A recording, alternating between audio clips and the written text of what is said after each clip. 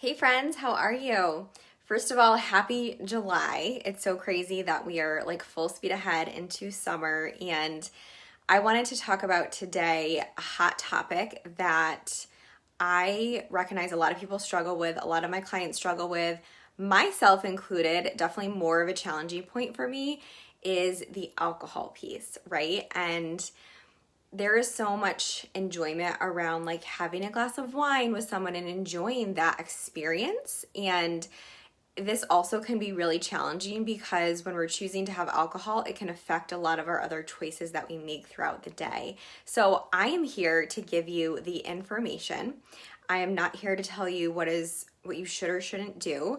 When I'm working with my clients, like we're making that decision together around what makes sense for them, their goals, and their values, and that's all that matters, right? So I am just here to give you really, I wanted to explain just like what's happening in our body and our metabolism when we are choosing to drink alcohol, just so you have that awareness and understanding and you can make these decisions for yourself, right? So when we're consuming alcohol, I just wanted to start off like what's happening in our body metabolically, biologically, like what's going on here. So when we drink alcohol, it's broken down into ethanol, and our body considers this a toxin, right? So our body's main job is to detoxify and get rid of toxins. So our liver does a beautiful job of detoxifying for us.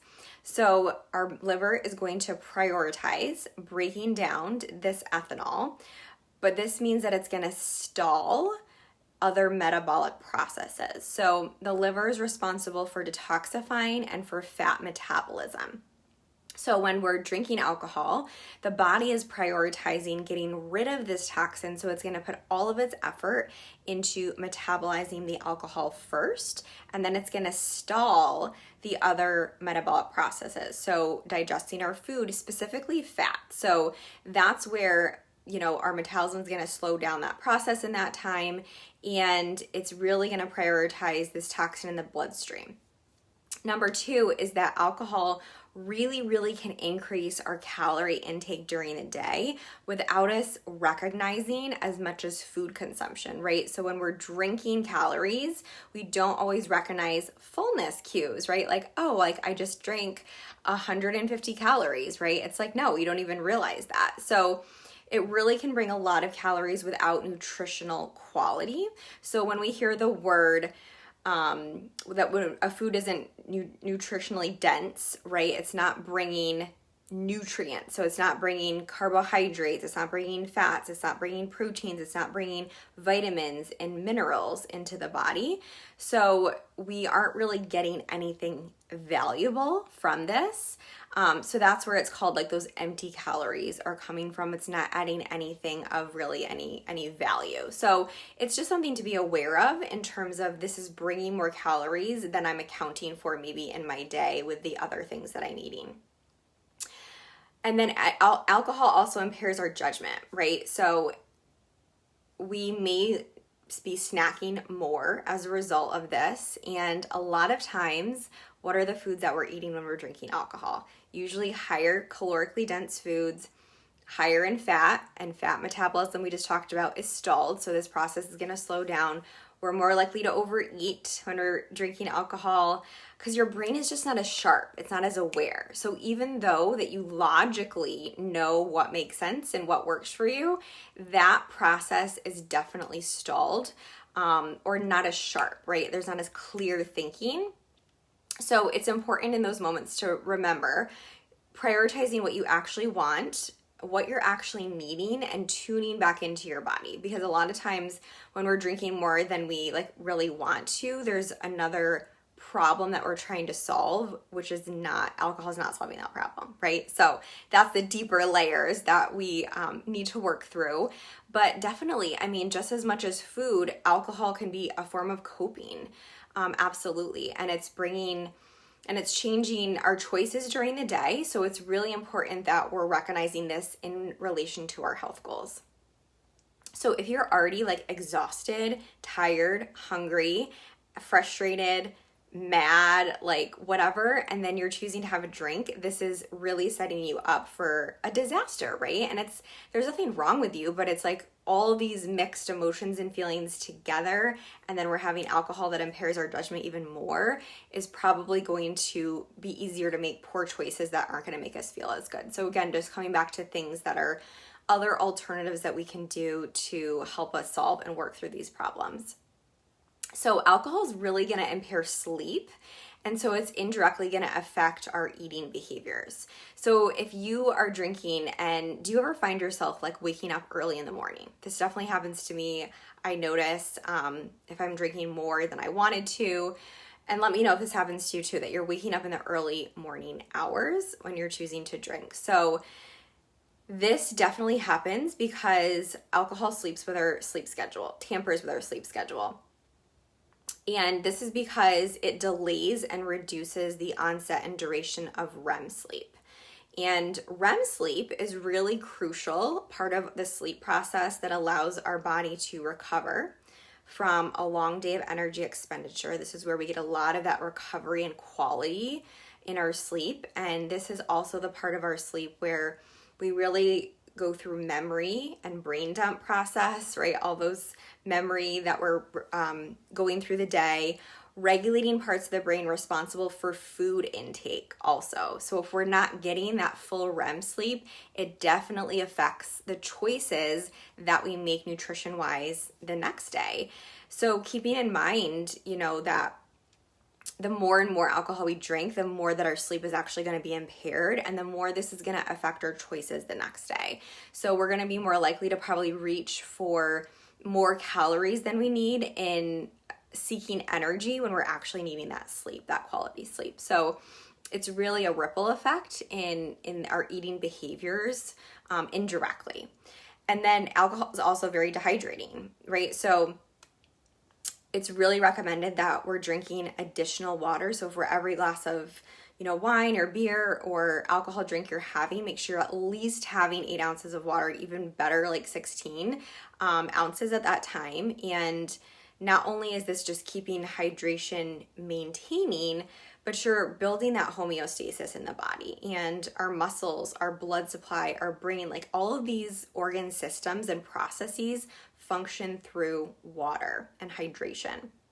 So if we are dehydrating our body with alcohol, it's important that we're not even just getting our maintenance needs of water, but we're adding even extra into the day to help balance that out.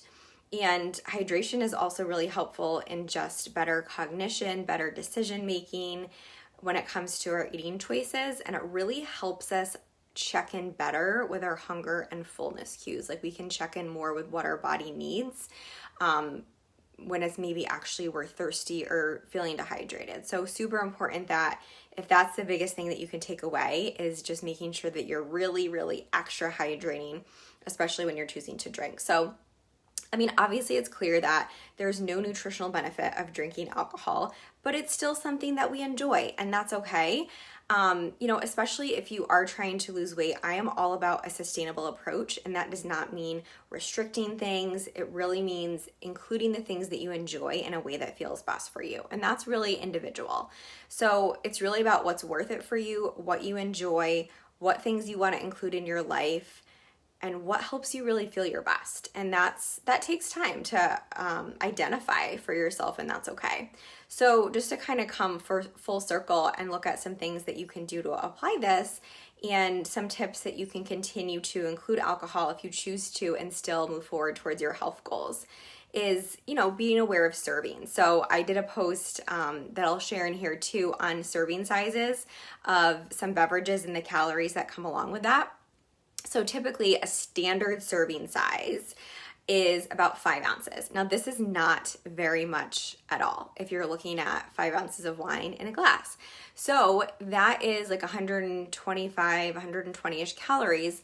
But the thing is, at restaurants, if you were to get a 5 ounce glass of wine and you're paying I don't know, $10, $12, you're gonna be like, this is silly. Like, I'm not paying. It's already expensive as it is. So restaurants are gonna give you more in a glass, but you may be accounting for that as like 1 glass of wine when it actually is probably closer to like 9 ounces, depending. You know, there's not one, every restaurant's a little different, but I would say generally speaking, it's about that much at a restaurant, which is gonna be definitely way more. If you're like, oh, I'm gonna have 2 glasses of wine, well, you're probably having more like 3-ish or more, just depending what that looks like. So again, just to be aware of those things, so you can make your best choices independently.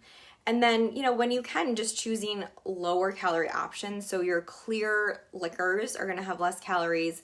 Also, Prosecco and champagne are going to be a lower calorie wine.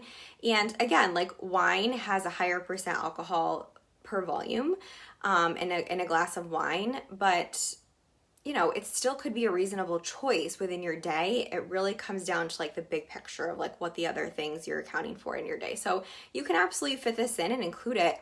It just may add up. So if you have 3 drinks, I mean, we're talking, you know, an extra 400 to 500 calories maybe in your day. And if we're working towards a calorie deficit, that can really push you over quicker than you realize. We talked about having some water with every drink that you have. And then you really want to prioritize a higher quality diet, even more so if you are choosing to have some drinks. And this is, again, what tends to happen is when we're drinking, we're having less nutrient dense foods. We're having more calorically dense foods. So pizza and fried foods, right? And those things are going to be higher in fat, higher in calories, and our body's trying to metabolize the alcohol at the same time. So, you know, for example, if you're going to dinner, maybe like choosing a fish entree and getting some nice lean protein, you know, getting some veggies at your meal, a starchy carb, and make sure you are still getting that carbohydrate source in your meal and not just accounting for the wine or the drink as your carbs, because you're just setting yourself up to overeat that food later by restricting yourself, and you still need to have those starchy carbs. It's not apples to apples when you're comparing alcohol to like carbohydrate foods. And I think it is important to note too, in terms of calories and macronutrients, I've heard before people say like, you know, alcohol is the 4th macro, but it's not, because it's not essential to our body. Like our body needs protein, it needs carbs, it needs fat, it does not need alcohol. Fat has 9 calories per gram, carbs have 4 calories per gram, and protein has 4 calories per gram. Alcohol has 7 calories per gram. So it's upwards towards that higher calorie dense option like fat sources. So again, it can add up quicker in amount of that. And then to come to the last tip here, really just have a plan, right? And just be intentional about your days. And this is the same thing that we're working on with nutrition is, if this is important to you and you want to make sure you're getting the foods that you need into your day, we need to plan ahead. You need to have the resources, you need to have the support, and you need to have the environment to help you do that. So, you know, if you're around people that are constantly drinking and constantly choosing this in their life and lifestyle, it's definitely going to be harder for you to say no, you know, every day, twice a day, to having those extra drinks. So, you know, just again, being choosy about who you're spending your time with to support your goals, and maybe engaging in other activities throughout the week that are not related to alcohol, and maybe something that's more active. But just having a plan and saying like, okay, I'm going to some of these social things this weekend. You know, what do I value? I know I'm going to have some of the desserts, like that's really important to me. So I'm going to choose to do, you know, 2 drinks throughout the day, or I'm going to have a couple drinks with dinner tonight, and that's going to be the alcohol that I consume. So maybe just tampering how much you're having during the day and choosing that at night. Like this can look a lot of different ways. There's not one right way.